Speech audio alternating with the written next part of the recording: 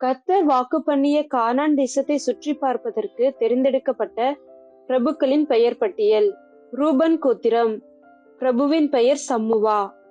Simeon கோத்திரம், பிரபுவின் பெயர் சாபாத். யூதா கோத்திரம், பிரபுவின் பெயர் காலேப். இசக்கார் கோத்திரம், பிரபுவின் பெயர் ஈகால். செபுலோன் கோத்திரம், பிரபுவின் பெயர் காதியேல். எப்ராயிம் கோத்திரம், பிரபுவின் பெயர் ஓசேயா. மனாசே கோத்திரம், பிரபுவின் பெயர் காதி. பென்யமீன் கோத்திரம், பிரபுவின் பெயர் பல்தி. தான் கோத்திரம், பிரபுவின் பெயர் அம்மியேல். ஆசேர் கோத்திரம், பிரபுவின் பெயர் சேத்தூர்.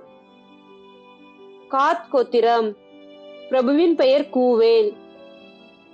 நப்தலி கோத்திரம், பிரபுவின் பெயர் நாகபி.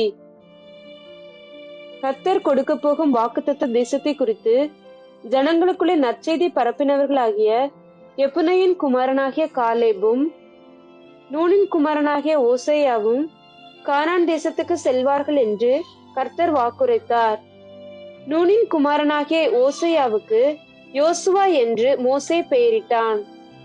கர்த்தர் கொடுக்க போகும் வாக்குத்தத்த தேசத்தை குறித்து ஜனங்களுக்குள்ளே துர்ச்செய்தி பரப்பினவர்களாகிய 10 பேரும் வனாந்தரத்தில் மாண்டனர். அவர்கள் பிள்ளைகள் கானான் தேசத்துக்கு செல்வார்கள் என்று கர்த்தர் வாக்குரைத்தார்.